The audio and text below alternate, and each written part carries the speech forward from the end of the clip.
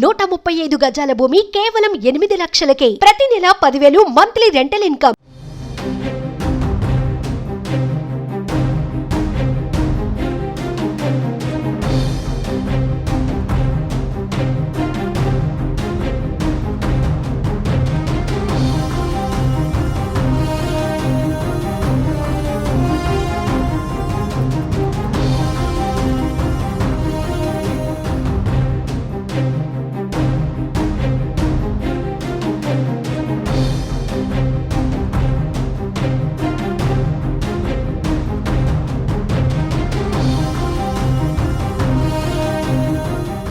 ఏపీలో గ్రామ వార్డు సచివాలయ వ్యవస్థ ప్రక్షాళనకు కూటమి శ్రీకారం చుట్టింది.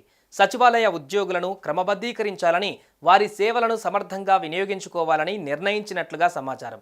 గ్రామాలలో పదుల సంఖ్యలో ఉద్యోగులను నియమించడం, వారికి జాబ్ చార్ట్ లేకపోవడం, కొందరికి పని ఒత్తిడి ఎక్కువగా ఉండటం, మరికొందరికి అసలు పని లేకపోవడంతో ఈ వ్యవస్థ ప్రక్షాళన తప్పనిసరి అని తేల్చారు.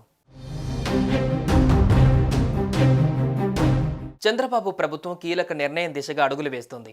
గ్రామ వార్డు సచివాలయాల వ్యవస్థలలో ప్రక్షాళనలో భాగంగా రేషనలైజేషన్ దిశగా అడుగులు పడుతున్నాయి. గ్రామాలలో ఏఎన్ఎం, విఆర్ఓ, డిజిటల్ అసిస్టెంట్, సంక్షేమ కార్యదర్శి, మహిళా సంరక్షణ కార్యదర్శులను ఉంచి మిగిలిన వారిని వారి మాతృ సంస్థలకు అప్పగించాలని ప్రతిపాదనలు రూపొందించారు.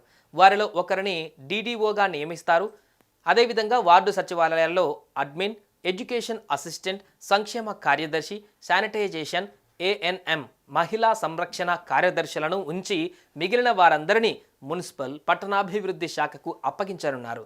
ఇంజనీరింగ్ అసిస్టెంట్, అగ్రికల్చర్ లేదా హార్టికల్చర్ అసిస్టెంట్లు, విలేజ్ సర్వేయర్ అసిస్టెంట్, పశుసంవర్ధక సహాయకులు తదితర పోస్టులను రద్దు చేసి క్లస్టర్ విధానంలో మాతృశాఖ ఆధీనంలో ఉంచేందుకు ప్రణాళికలు రూపొందించినట్లుగా తెలుస్తోంది. రాష్ట్ర వ్యాప్తంగా గ్రామ వార్డు సచివాలయాల వ్యవస్థలను ఏం చేయాలనే అంశంపైన కూటమి ప్రభుత్వం సుదీర్ఘంగా కసరత్తు చేస్తోంది.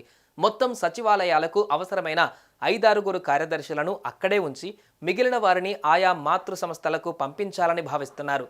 ఇలా చేస్తే ఆయా శాఖలను బలోపేతం చేసినట్లవుతుందని చెబుతున్నారు. ఇలా మానవ వనరులు వృధా కాకుండా ప్రజలకు విస్తృత సేవలందించే అవకాశం కలుగుతుందని అంటున్నారు.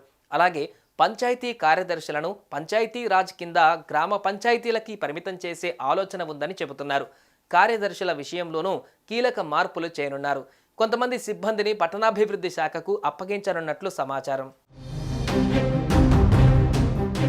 సుమన్ టీవీలో మీ పర్సనల్ అండ్ బిజినెస్ ప్రమోషన్స్ కోసం కింది నెంబర్కి కాంటాక్ట్ చేయండి.